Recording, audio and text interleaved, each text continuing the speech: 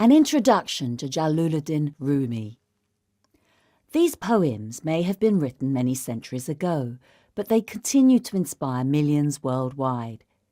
His words speak a common language of love and mysticism, which continues to convey valuable insights into universal themes in contemporary society. Jalaluddin Rumi, 1207 to 1273, born on the eastern shores of Persia in modern-day Afghanistan and later settled in Konya in Turkey. Consequently, he is claimed as the national poet of Iran, Turkey and Afghanistan. More surprisingly, and more recently, he is one of the most widely read poets in America.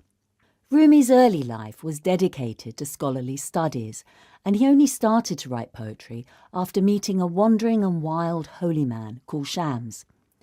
Rumi and Shams spent much time together, which had a distinct influence on Rumi. Shams' death, allegedly at the hands of Rumi's son, instilled a profound grief in Rumi and a consequent outpouring of thousands of verses in Persian. Rumi is intrinsically linked with Sufism, and one of his other sons founded the Order of the Whirling Dervishes. This selection of his poems is read for you by Shyama Perera. The Oilman and His Parrot by Rumi. An oilman possessed a parrot which used to amuse him with its agreeable prattle and to watch his shop when he went out. One day, when the parrot was alone in the shop, a cat upset one of the oil jars. When the oilman returned home, he thought that the parrot had done this mischief, and in his anger he smote the parrot such a blow on the head as made all its feathers drop off, and so stunned it that it lost the power of speech for several days. But one day the parrot saw a bald-headed man passing the shop, and recovering its speech, it cried out, "Pray, whose oil jar did you upset?" The passers-by smiled at the parrot's mistake in confounding baldness caused by age with the loss of its own feathers due to a blow. The jealousy of God.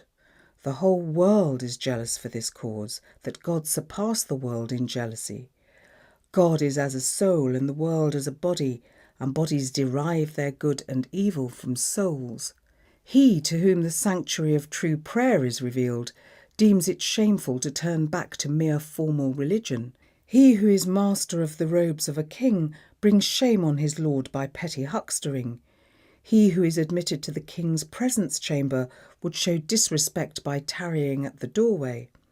If the king grants him license to kiss his hand, he would err were he to kiss merely the king's foot, though to lay head at the king's feet is due obeisance.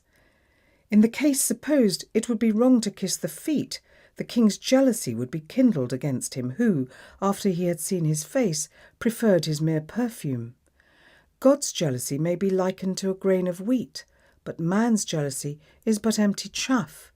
For know ye that the source of jealousy is in God, and man's jealousy is only an offshoot from God's. But let me now quit this subject and make complaint of the severity of that fickle fair one. Complaints of God's harsh dealings with his adoring slaves. Wherefore dost thou abandon thy creed and faith? What matters it if it be heathen or true? Why hast thou forsaken thy beloved? What matters it if she be fair or ugly? Let me then, I say, make complaint of the severity of that fickle fair one. I cry, and my cries sound sweeter in his ear. He requires from the two worlds cries and groans. How shall I not wail under his chastening hand? How shall I not be in the number of those bewitched by him? How shall I be other than night without his day, without the vision of his face that illumes the day? His bitters are very sweets to my soul. My sad heart is a lively sacrifice to my beloved. I am enamoured of my own grief and pain, for it makes me well-pleasing to my peerless king. I use the dust of my grief as salve for my eyes, that my eyes like seas may teem with pearls. The tears which are shed because of his chastening are very pearls, though men deem them mere tears. 'Tis the soul of souls of whom I am making complaint, yet I do not complain, I merely state my case. My heart says he has injured me, but I laugh at these pretended injuries. Do me justice, O thou who art the glory of the just, who art the throne, and I the lintel of thy door. But in sober truth, Where are throne and doorway? Where are we and I? There where our beloved is. O thou who art exempt from us and me, who pervade the spirits of all men and women, when man and woman become one, thou art that one. When their union is dissolved, lo, thou abides. Thou hast made these us and me for this purpose, to wit, to play chess with them by thyself. When thou shalt become one entity with us and you, then thou wilt show true affection for these lovers. When these we and ye shall all become one soul, then they will be lost and absorbed in the beloved. These are plain truths. Come then, O Lord, who art exalted above description and explanation. Is it possible for the bodily eye to behold thee? Can mind of man conceive thy frowns and thy smiles? Are hearts, when bewitched by thy smiles and frowns, in a fit state to see the vision of thyself? When our hearts are bewitched by thy smiles and frowns, can we gain life from these two alternating states? The fertile garden of love, as it is boundless, contains other fruits beside joy and sorrow. The true lover is exalted above these two states. He is fresh and green independently of autumn or spring. Pay tithe on thy beauty, O beauteous one. Tell forth the tale of the beloved every whit, for through coquetry his glances are still inflicting fresh wounds on my heart. I gave him leave to shed my blood if he willed it. I only said, Is it right? And he forsook me. Why dost thou flee from the cries of us on earth? Why pourest thou sorrow on the heart of the sorrowful? O thou, who as each new morn dawns from the east, art seen uprising anew like a bright fountain, what excuse makest thou for thy witcheries? O thou whose lips are sweeter than sugar, thou that ever renewest the life of this old world, hear the cry of this lifeless body and heart.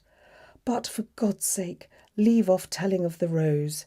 Tell of the bulbul who is severed from his rose. My ardour arises not from joy or grief. My sense mates not with illusion and fancy. My condition is different, for it is strange. Deny it not. God is all-powerful. Argue not from the condition of common men. Stumble not at severity and at mercy, for mercy and severity, joy and sorrow are transient, and transient things die. God is heir of all. The Flame of Love by Rumi. How long wilt thou dwell on words and empty shows? A burning heart is what I want, consort with burning. Kindle in thy heart the flame of love, and burn up utterly thoughts and fine expressions.